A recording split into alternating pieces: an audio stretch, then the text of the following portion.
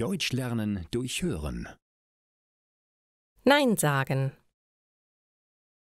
Also Marco, du musst endlich lernen, Nein zu sagen. Laura steht in der Wohnzimmertür.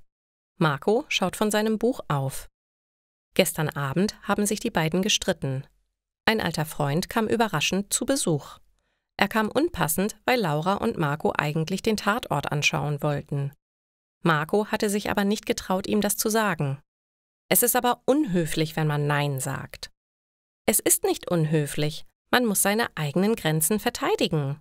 Man darf nicht ständig zu allem Ja sagen. Das ist ungesund. Marco denkt nach. Okay, du hast recht. Ich werde das Nein sagen trainieren. Laura nickt. Gut, du wirst sehen, es ist ganz einfach.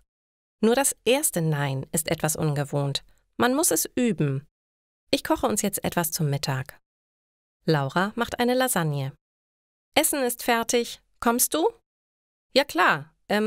Nein. Laura überlegt, ob sie richtig gehört hat. Wie bitte? Marco ruft etwas lauter. Nein. Laura kommt ins Wohnzimmer. Willst du nichts essen? Marco schüttelt den Kopf. Schmeckt dir mein Essen etwa nicht? Laura ist verwirrt. Doch schon, aber nicht jetzt. Jetzt möchte ich lesen. Aber Lasagne soll man heiß essen, dann schmeckt sie am besten. Nein, sie schmeckt mir auch kalt sehr gut. Ich möchte jetzt lesen. Laura ist verletzt. Ich habe mir so viel Mühe mit dem Kochen gemacht. Soll ich jetzt etwa ganz alleine essen? Das ist sehr unhöflich. Marco schaut von seinem Buch auf. Du hast mir doch vorhin gesagt, ich muss lernen, Nein zu sagen. Genau das mache ich gerade.